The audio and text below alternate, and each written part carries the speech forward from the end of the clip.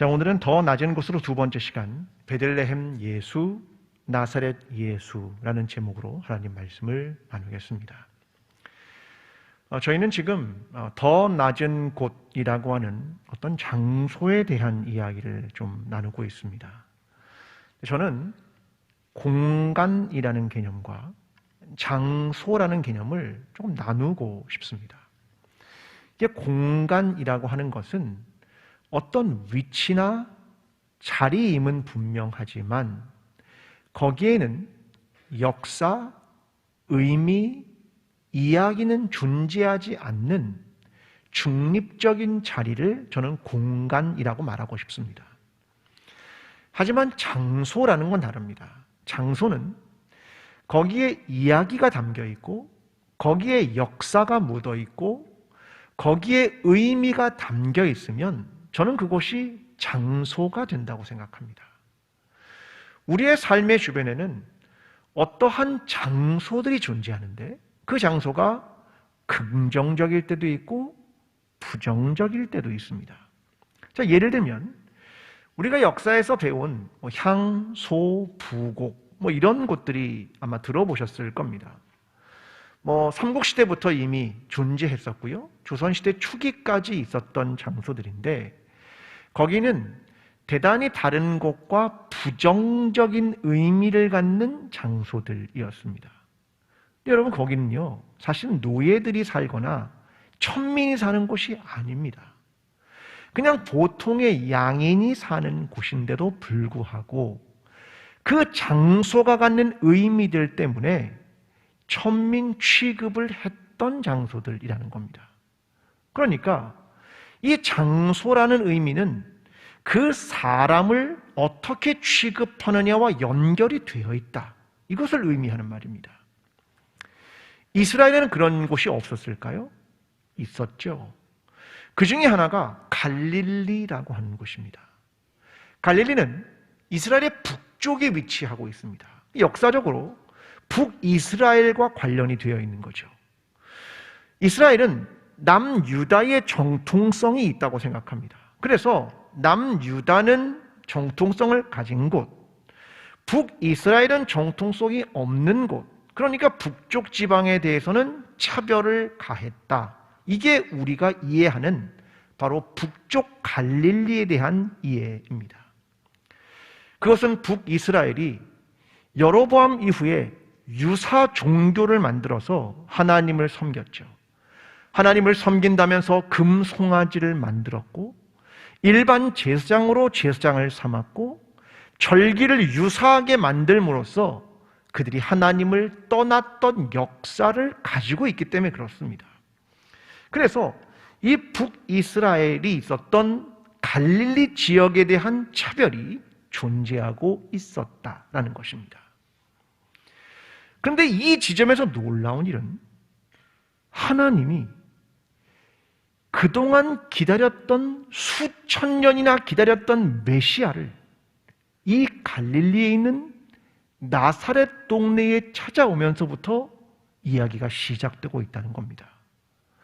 사람들은 차별했던 땅, 가난했던 그 땅에 천사 가브리엘이 마리아라는 여인에게 갈릴리의 나사렛이라는 동네에 찾아오면서 오늘 성경의 이야기가 시작되고 있습니다. 가브리엘은 이 갈릴리 나사렛이라는 동네에 와서 첫 번째 이야기했던 말은 이것이었습니다. 은혜를 받은 자여 평안할지어다. 주께서 너와 함께 하시도다. 그는 마리아에게 이렇게 말합니다.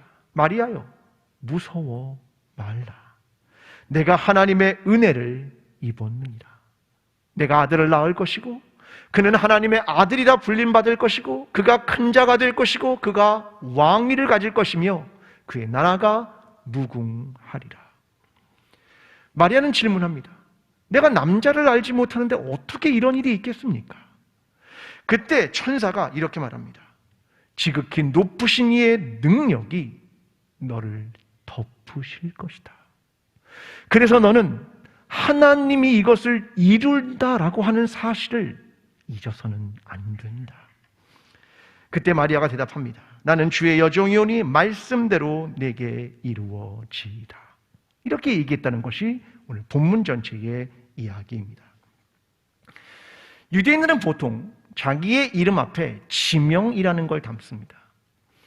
그래서 나사렛 예수라고 말할 때 나사렛은 지명이죠.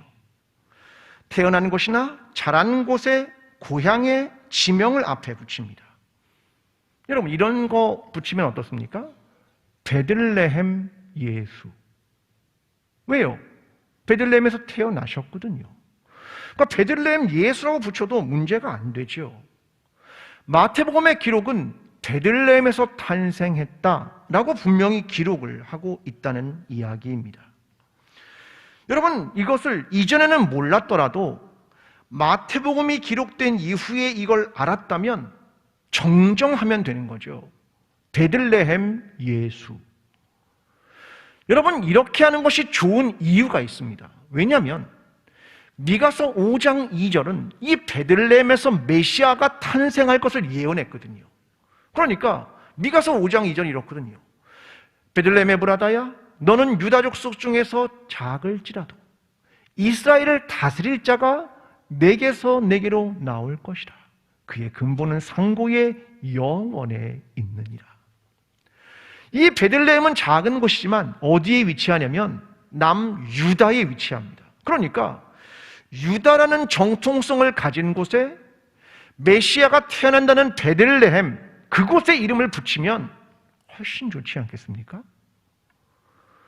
여러분, 예수라는 이름은 구원자라는 뜻입니다. 그러면 메시아가 태어난다는 베들레헴과 예수를 붙이면 베들레헴 예수, 이러면 훨씬 더 설득력이 있고 의미가 있습니다. 그런데 성경은 끝까지 나사렛 예수 이렇게 부르고 있다는 사실입니다. 베드로가 사도행전에서 예수님을 나사렛 예수라고 부릅니다. 사도행전 3장 6절이 이렇게 말합니다. 베드로가 이르되 은과 금은 내게 없거니와 내게 있는 이것을 내게 주노니 나사렛 예수 그리스도의 이름으로 일어나 걸으라. 베드로뿐만 아니라 바울도 스데반도 모두 나사렛 예수였다. 이렇게 그들이 예수님의 이름을 부르고 있습니다. 왜요? 가난한 땅, 차별의 땅, 허름한 땅, 아무 가능성이 없는 땅, 왜 그 땅의 이름을 붙였을까? 심지어는 예수님 자신도 자신을 그렇게 부릅니다. 사도행전 22장 8절이 이렇게 말합니다. 내가 대답하되 주님 누구시나이까 하니 이르시되 나는 내가 박해하는 나사렛 예수라 하시더라. 바울이 다메섹 도상에서 부활의 주님을 만났는데 주님이 뭘 설명하냐면 내가 누구냐면 나는 나사렛 예수다. 아니, 주님도 자신을 나사렛 예수라고 이야기했다는 겁니다. 왜? 사도들도, 사람들도, 그리스도인들도, 주님 자신도 나사렛 예수라고 불렀을까? 이게 궁금한 점입니다. 자, 여기서 오늘 본문을 시작하고자 합니다. 본문은 이렇게 시작합니다. 26절. 여섯째 달에 천사 가브리엘이 하나님의 보내심을 받아 갈릴리 나사렛이란 동네에 가서, 자, 여섯째 달, 이 말은 엘리사벳이 요한을 임신하고 여섯째 달, 그런 말입니다. 천사 가브리엘이 어디로 갔습니까? 갈릴리 나사렛이란 동네에 가서. 그런데 왜요? 왜 갔습니까? 하나님의 보내심을 받아. 하나님이 천사 가브리엘을 갈릴리 나사렛이란 동네로 보내셨습니다. 그 말입니다. 엘리사벳과 사가랴는 다르죠. 그들은 높은 계급입니다. 제사장이거든요. 아론의 자손이거든요. 그런데 이번에는 천사 가브리엘이 그 높은 계급의 사람이 아니라 갈릴리 나사렛에 하나님이 그를 보냈습니다. 이렇게 이야기를 열고 있는 겁니다. 하나님의 뜻이 거기에 있기 때문이다. 그 말입니다. 자, 이야기를 좁혀갑니다. 지역에서 사람으로 들어가 봅니다. 27절입니다. 다윗의 사돈 요셉이라는 사람과 약혼한 처녀에게 이르니 그 처녀의 이름은 마리아라. 자, 마리아라는 한 처녀에게 찾아갑니다. 가난하고 희망이 없는 땅인 나사렛의 한 처녀에게 갑니다. 그런데 이 사람이 어떤 사람인지에 대한 기록은 없습니다. 마리아가 도대체 어떻게 하나님의 계명을 지켰는지, 신앙이 어땠는지 그런 기록은 아무것도 등장하지 않습니다. 오히려 그곳에 대한 설명뿐이죠. 나다나엘이라는 사람이 요한복음 1장 46절에서 이렇게 말합니다. 나사렛에서 무슨 선한 것이 날 수 있느냐? 이 나사렛이라는 동네는 선한 것이 날 수 없어. 이게 당대 사람들의 의식입니다. 선한 것이 날 수 없는 땅, 선의 가능성이 없는 땅, 사람들이 보기에도 희망이 없는 땅, 이게 나사렛이다. 이 얘기를 하고 있는 겁니다. 전 이렇게 생각합니다. 예수 그리스도가 나사렛이라는 이 이야기를, 이곳에 예수라는 이야기를 한 번쯤 채색해도 좋았을 걸. 한 번쯤 수정해도 좋았을 걸. 베들레헴 예수라고. 왜 그걸 하지 않았을까? 이게 궁금합니다. 사람들은 초기 그리스도인들을 이렇게 불렀습니다. 나사렛 당. 저와 여러분이 그 시기에 있으면 사람들은 우리를 이렇게 부를 겁니다. 너희는 나사렛 땅이야. 이 말은 비하하는 말이죠. 그러나 사람들은 나사렛 당이라고 불렀습니다. 이게 참 어려운 겁니다. 나카지마 요시미치라는 사람이 쓴 차별 감정의 철학이라는 책이 있습니다. 이 책에 보면 이런 얘기를 들려줍니다. 사람들에게는 불쾌, 혐오, 경멸이라는 것이 존재한다. 우리 마음에도 다 있겠죠. 그 첫 번째 과정이 뭐냐면 불쾌입니다. 아, 불쾌해. 누구나 인간이면 가지고 있는 마음이죠. 근데 이 책은 이런 얘기를 합니다. 이 불쾌한 감정은 비이성적인 이유를 갖는다. 그러니까 어떤 특별한 이유 때문에 불쾌하지 않다는 겁니다. 예를 들면 내가 길을 가는데 어떤 사람이 너무너무 뚱뚱합니다. 그럼 내 마음속에 어떤 마음이 드냐면 불쾌해. 이런 마음이 든다는 거죠. 비이성적입니다. 특별한 이유가 없다는 거죠. 여러분, 이럴 때는 어떠십니까? 옆에 있는 사람 얼굴 한번 보십시오. 옆에 있는 사람 살짝 보십시오. 네, 살짝만 보세요. 너무 많이 보지 마시고 살짝. 네. 혹시 나보다 예쁘십니까? 나보다 좀 잘생기셨습니까? 그럼 내 마음에 어떤 게 듭니까? 아, 불쾌해. 나보다 예쁘네. 나보다 눈이 커.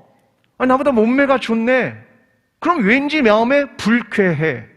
이게 든다는 겁니다. 이유가 비이성적이다. 그런 말입니다. 보니까 이 사람 나보다 똑똑해. 나보다 너무나 좋은 직업을 가지고 있어. 그럼 내 마음에 불쾌해. 이게 우리의 마음에 다 있다는 겁니다. 그렇죠. 그런데 사회적인 통념은 이겁니다. 불쾌함은 입으로 드러내지 않습니다. 그렇죠. 마음은 불쾌한데 입으로 합니까? 넌 왜 이렇게 예뻐? 불쾌해. 그러지는 않는단 말이에요. 마음만 같지. 근데 이것이 혐오가 되는 순간 입 밖에 나오는 겁니다. 불쾌해. 그리고 능동적인 대처를 한다는 겁니다. 그리고 차별을 가한다는 겁니다. 이게 뭐냐면 혐오이다. 이렇게 말합니다. 지금 나다나엘이 이렇게 말합니다.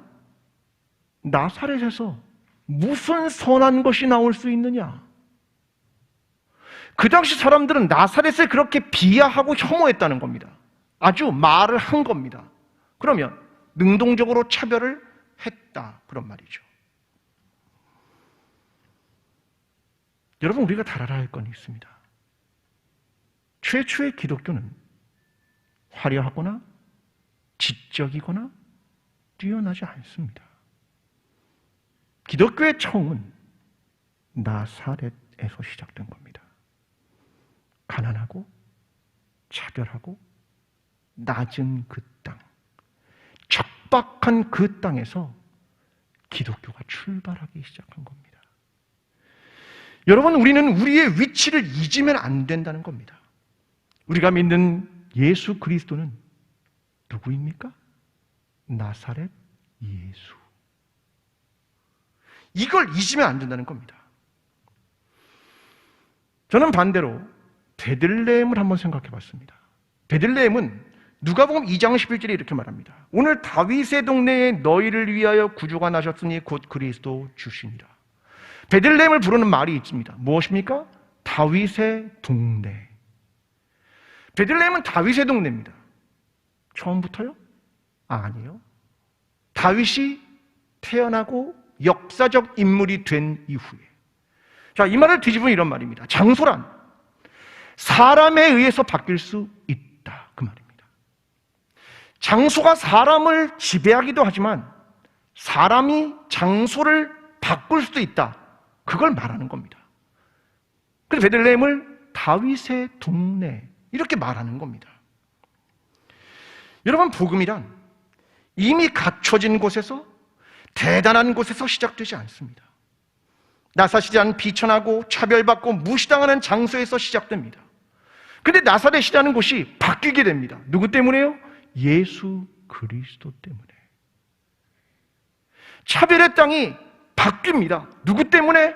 예수 그리스도와 연결되기 때문에. 그 말입니다. 저는 여러분에게 가끔 희망에 대한 이야기를 합니다.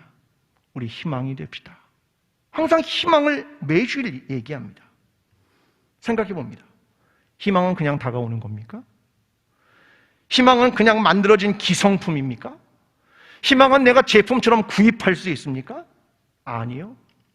희망이란 다른 데서 찾지 마십시오. 희망은 일구는 겁니다. 희망은 만들어가는 겁니다. 누가요? 그리스도의 사람들이. 희망은 다른 데 있지 않고 우리가 희망이 되어야 한다고 말하기 때문에 매주일 우리는 이렇게 말하는 겁니다. 희망이 됩시다. 장소가 아니라 사람이 만들기 때문에 그렇습니다. 여러분, 광주의 복음이 처음에 어디서 시작되었습니까? 풍장터입니다. 시체를 갖다 버리는 곳, 거기에서 광주의 기독교가 시작되었습니다. 광주 읍성 내가 아니라 읍성 밖이었습니다. 저 외곽, 사람들이 잘 가지도 않는 곳, 거기서 선교사들이 시작한 겁니다. 이게 광주의 기독교입니다. 처음부터 우리가 대단했다? 아닙니다. 여러분, 중요한 게 무엇인 줄 압니까? 희망은 사람이 일궈가는 것이다. 그 말입니다. 여러분, 우리는 장소가 아니라 사람이 핵심이라는 것을, 교회는 건물이 아니라 그리스도를 믿는 사람들이라는 의미가 무엇인지를 알아야 합니다. 오늘 저와 여러분이 이 땅을 바꾸어 가려면 사람이 유일하게 바꿀 수 있다. 그걸 이야기하는 겁니다. 오늘 저와 여러분이 사람들이 생각하는 장소와 지역과 건물을 넘어서서 이 땅에 예수 그리스도의 이름과 복음을 전하는 사람으로, 이 땅을 변화시키는 사람으로, 이 땅에 희망을 전하는 한 사람으로 세워지는 저와 여러분 광주 제1교회가 되기를 간절히 기도합니다. 옆 사람과 이렇게 인사하겠습니다. 희망이 됩시다. 한 번 말하면 꼭 한 번만 말하셔가지고, 오른쪽도 있고 왼쪽도 있는데 같이 이렇게 하셔야 되는데, 자, 그러면 두 번째 얘기를 하겠습니다. 사람에 대한 얘기를 좀 하죠. 자, 천사가 마리아에게 나타납니다. 30절입니다. 천사가 이르되 마리아여 무서워하지 말라. 내가 하나님께 은혜를 입었느니라. 자, 찾아온 게 먼저 하나님이 찾아옵니다. 마리아라는 사람에게 찾아왔죠. 아들을 낳을 것인데 예수라 해라. 그러면서 32절과 33절에 이렇게 말합니다. 그가 큰 자가 되고 지극히 높으신 이의 아들이라 일컬어질 것이요 주 하나님께서 그 조상 다윗의 왕위를 그에게 주시리니 영원히 야곱의 집을 왕으로 다스리실 것이며 그 나라가 무궁하리라. 굉장한 얘기를 합니다. 왕이 태어난다. 그 말은 마리아가 누가 되는 겁니까? 왕의 어머니. 그러면 마리아라는 사람이 왕의 어머니가 될 만한 사람입니까? 도대체 하나님은 왜 마리아라는 여인을 택했을까? 그게 궁금한 겁니다. 가문도 좋고 머리도 좋고 뭐 능력도 있고 그런 여자가 없었겠습니까? 왜 마리아일까? 이게 궁금합니다. 저는 그것을 38절에서 찾습니다. 마리아가 이르되 주의 여종이오니 말씀대로 내게 이루어지이다 하매 천사가 떠나가니라. 이렇게 말합니다. 나는 주의 여종입니다. 이 말은 헬라어로 둘레 이런 말입니다. 난 계집종입니다. 그런 말입니다. 내 낮아짐, 내 겸손, 내 겸비 이걸 말하는 겁니다. 내가 순종하겠습니다. 그 말이죠. 전 이런 생각을 했습니다. 여러분, 하나님 말씀이 우리에게 주어지면 순종하기 쉽습니까? 어렵습니까? 솔직히 순종하기 쉽습니까? 어렵습니까? 하나님이 오른쪽으로 가, 오른쪽으로 가면 되죠. 왼쪽으로 가, 왼쪽으로 가면 되죠. 그런 건가요? 저는 한번 스스로를 생각해 봤습니다. 마태복음 6장 24절은 이렇게 말합니다. 한 사람이 두 주인을 섬기지 못할 것이니 후기를 미워하고 저를 사랑하거나 후기를 중히 여기고 저를 경히 여김이라. 너희가 하나님과 재물을 겸하여 섬기지 못하느니라. 여러분, 순종하고 계십니까? 너무 어렵죠? 이건 어떻습니까? 마태복음 7장 3절. 어찌하여 형제의 눈 속에 있는 티는 보고 내 눈 속에 있는 들보는 깨닫지 못하느냐. 너무 어렵습니다. 아니, 이 순종하기가 너무 어렵습니다. 저는 순종을 했던 한 사람을 보게 되었습니다. 그는 모세입니다. 민수기 12장 3절이 모세를 이렇게 기록합니다. 이 사람 모세는 온유함이 지면의 모든 사람보다 더하더라. 뭐가요? 온유함이. 온유함이 무슨 말이냐면 부드럽다 이런 말이 아닙니다. 온유라는 말은 히브리어로 아난이라는 말입니다. 이 아난이라는 말은 뭐냐면 겸손이라는 말입니다. 스바냐 2장 3절이 이렇게 말합니다. 여호와의 규례를 지키는 세상의 모든 겸손한 자들아, 너희는 여호와를 찾으며 공의와 겸손을 구하라. 너희가 혹시 여호와의 분노의 날에 숨김을 얻으리라. 저기서 겸손이라는 저 말이 뭐냐면 아난이라는 말입니다. 겸손하다. 이게 온유하다는 말입니다. 자기 자신을 낮춘다. 근데 거기서 끝나지 않고 심지어 어디서 사용되냐면 약자와 착취를 당하는 사람들에게 사용하는 말입니다. 약자와 착취를 당하는 사람들에게 쓰는 말이 뭐냐면 아난이라는 말입니다. 겸손의 정도가 겸비 이런 말이라는 말입니다. 어느 날 아론과 미리암이 모세에게 찾아가서 그를 비난합니다. 야, 내가 어찌하여 구스 여자를 아내로 맞았느냐? 비난하죠. 그때 모세가 뭐랍니까? 아무 말도 안 합니다. 변명도 어떤 말도 솔직히 말하면 답답하고 바보 같습니다. 그게 모세입니다. 착취당하는 사람처럼 낮아지고 겸손했다. 그게 모세가 온유함이 지면의 모든 사람보다 더했다. 그 말입니다. 더 나아가 아난이라는 말은 이런 말입니다. 헌신하다, 신뢰할 만하다. 민수기 12장 7절은 말합니다. 내 종 모세와는 그렇지 아니하니 그는 내 온 집에 충성함이라. 이게 아난이라는 말입니다. 믿을 만하고 충성스럽다. 신뢰할 만하다. 그런 말입니다. 왜요? 하나님 말씀하시면 네, 그러겠습니다. 이것 이외에는 없기 때문에 그렇습니다. 여러분, 마리아가 보여준 것이 이 온유, 겸손, 낮아짐, 헌신, 신뢰할 만한 충성됨이라는 말입니다. 그래서 하나님이 마리아를 선택한 겁니다. 이것 이외엔 다른 어떤 클루가 없습니다. 마리아는 겸손했다. 저는 마리아의 순종과 낮아짐이 대단한 것이라고 생각합니다. 여러분, 모세도 처음 부름 받았습니다. 엄청난 민족을 이끄는 일에 부름 받았습니다. 그때 모세가 그 부름 앞에서 이렇게 말합니다. 오 주여, 나는 본래 말을 잘하지 못하는 자니이다. 주여, 보낼 만한 자를 보내소서. 거절합니다. 예레미야는요, 위대한 선자로 너를 부르겠다. 그때 예레미야가 이렇게 답합니다. 슬프도소이다. 주 여호와여 보소서. 나는 아이라 말을 할 줄 모릅니다. 거절입니다. 아니, 그렇게 위대한 일로 부르는데 왜 거절하는가? 이유는 자기를 버려야 하기 때문에, 자기 중심성을 내려놔야 하기 때문에, 내 욕망을 포기해야 하기 때문에 거절한 겁니다. 그게 어려운 걸 안 겁니다.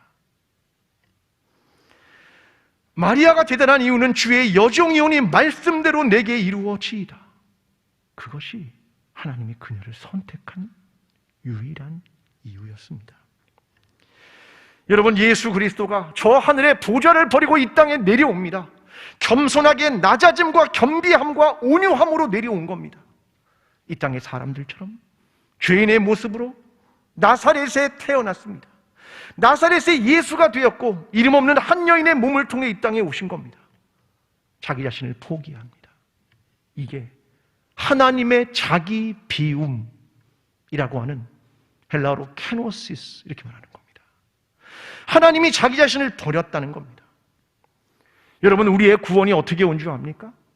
하나님의 낮아지심과 자기 비움을 통해 이 땅에 구원이 온 것이고, 기독교의 역사가 어떻게 온 거냐면 수많은 사람들이 자기의 욕망과 자기의 중심성을 내려놓는 그 자리를 통해서 우리에게 복음이 찾아온 겁니다. 여러분, 우리는 다시 처음 주님을 만날 때의 고백을 해야 하는지도 모르겠습니다. 처음 주님을 만날 때 어떻게 말하셨습니까? 이렇게 말하셨죠. 주님, 오십시오. 내 마음에 오십시오. 내가 예수 그리스도를 이제 내 마음의 주인으로 영접합니다. 주님, 나에게 오셔서 왕이 되어 주시고 내 삶을 통치하고 다스려 주옵소서. 예수 그리스도만이 나의 주님이며 나의 왕이십니다. 내가 그분을 영접합니다.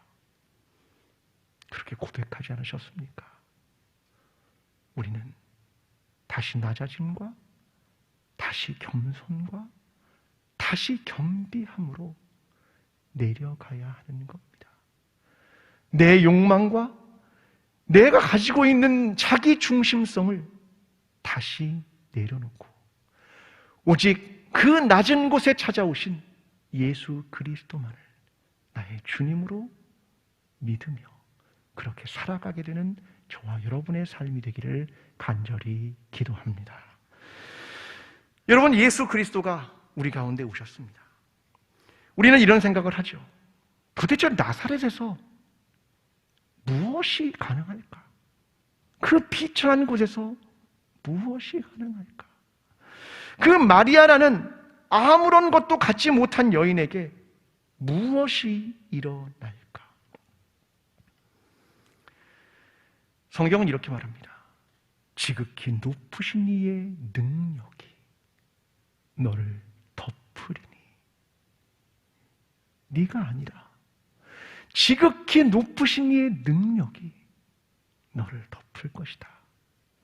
그래서 나사렛이라는 땅에서도 마리아라는 여인에게도 괜찮은 이유는 하나님의 능력이 너를 덮을 것이기 때문이다. 하나님의 말씀과 능력은 능히 이것을 이룰 것이다. 이게 천사의 이야기였습니다. 저는 하나의 찬양을 떠올렸습니다. 제목은 주가 일하시네 라는 찬양입니다. 가사를 제가 좀 읽어보겠습니다. 날이 저물어 갈 때, 빈 들에서 걸을 때, 그때가 하나님의 때. 내 힘으로 안 될 때, 빈손으로 걸을 때, 내가 고백해 여호와 이래. 주가 일하시네. 주가 일하시네. 주께 아끼지 않는 자에게 주가 일하시네. 주가 일하시네. 신뢰하며 걷는 자에게. 가사가 너무 좋죠. 우리의 삶이 해가 기울어 가는 것 같은, 날이 저물어 가는 것 같은 때를 만날 때도 있고, 내가 빈들과 같은 광야를 걸어가는 순간처럼 느껴질 때도 있고, 내 힘으로 안 되는 것을 경험할 때도 있고, 빈손으로 걸어갈 때도 있지만, 그때가 하나님의 때입니다. 하나님이 그때 일하십니다. 그때 하나님은 여호와 일에 준비하고 계셨습니다. 일은 네가 하는 게 아니라 내가 하는 거야. 주가 일하시네. 주가 일하시네. 여러분, 이것이 성탄의 소식 아니겠습니까? 나사렛이라는 낮은 땅에 아무것도 이름 없는 마리아라는 여인을 통해 하나님이 오셔서 내가 일하겠다, 내가 이곳에서 일하겠다, 이것을 말씀하신 것이 성탄의 의미가 아니겠습니까? 여러분 아시는 분은 함께 찬양을 하면 좋겠습니다. 주가 일하시네. 한번 아시는 분들은 함께 찬양을 하면 좋겠습니다. 1절만 2번 할 건데요, 함께 찬양해 보겠습니다.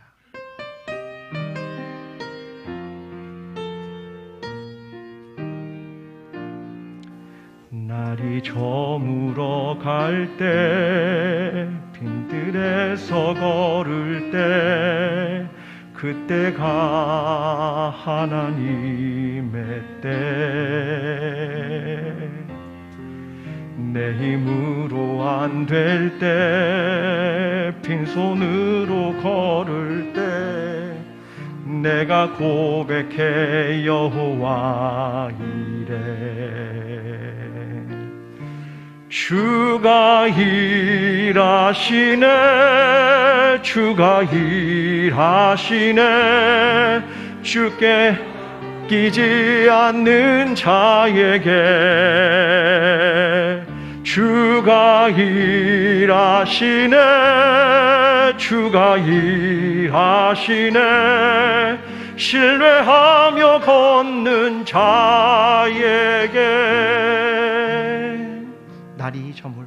날이 저물어 갈 때, 빈들에서 걸을 때, 그때가 하나님의 때. 내 힘으로 안 될 때, 빈손으로 걸을 때, 내가 고백해 여호와 이래. 주가 일하시네. 주가 일하시네. 주께 아끼지 않는 자에게 주가 일하시네. 주가 일하시네. 신뢰하며 걷는 자에게. 아멘.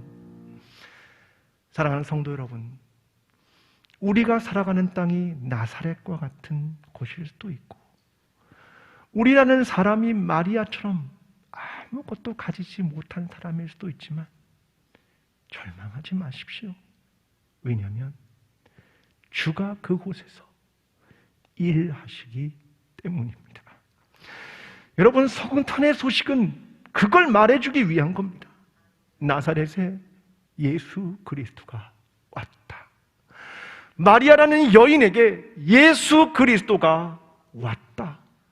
그 낮은 곳에 예수 그리스도가 왔다. 모두가 척박하다고 말하고 빈손이라고 말하고 내가 할 수 있는 게 없다고 말하는 그 순간 내가 일한다. 내가 하나님이고 나의 능력이 너희를 덮을 것이다. 여러분, 이것이 성탄의 소식입니다. 오늘 저와 여러분이 낮은 곳에 있어도 괜찮습니다. 더 낮은 곳으로 가도 괜찮습니다. 그곳에 하나님의 은혜와 예수 그리스도의 오심이 있기 때문입니다. 그 예수 그리스도를 붙들며 그 낮은 곳에서 하나님의 일하심을 경험하며 예수 그리스도의 오심을 경험하는 저와 여러분 광주 제일교회가 되기를 간절히 축원합니다. 기도하겠습니다.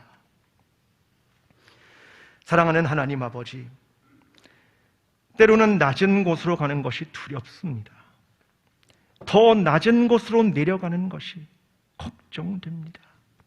그러나 하나님께서 우리의 하나님이심을 믿습니다. 하나님께서 그곳에 찾아오시는 분이심을 믿습니다. 하나님의 능력이 우리를 덮으실 것을 믿습니다. 이 소식을 마음에 품으며 이 성탄의 의미를 마음에 품고 오늘도 용기 있게 매일을 살아가는 하나님의 사람들이 될 수 있도록 주님 우리와 함께하여 주시옵소서. 예수 그리스도의 이름으로 기도합니다. 아멘. 부끄러워하지 않으셨습니다. 오늘 우리는 너무 높아진 것은 아닙니까? 우리는 너무 많은 것을 소유한 것은 아닙니까? 성탄은 낮은 곳에 찾아오신 예수 그리스도의 이야기입니다. 낮은 곳으로, 더 낮은 곳으로 가십시오. 때로는 빈들 것 같고 때로는 빈손인 것 같지만 주님을 신뢰하며 낮아지는 삶을 결단할 때 하나님은 저와 여러분의 삶에서 일하실 것입니다. 우리에게 찾아오셔서 우리를 구원하실 것입니다. 이제는 우리를 위하여 낮은 곳으로 찾아오신 예수 그리스도의 은혜와 아들을 희망이 없는 땅에 보내셔서 구원하시려는 뜻을 행하신 하나님 아버지의 사랑과 오늘도 광야와 같은 삶을 사람들을 도우시는 성령님의 교통하심이 낮은 곳으로 가지만 절망하지 않고 하나님의 일하심을 믿음으로 바라보며 겸손하고 온유한 삶을 살기를 원하는 모든 예배자들과 광주 제일교회와 나라와 민족 위에 지금부터 영원까지 함께 하시기를 간절히 축원하옵나이다. 아멘.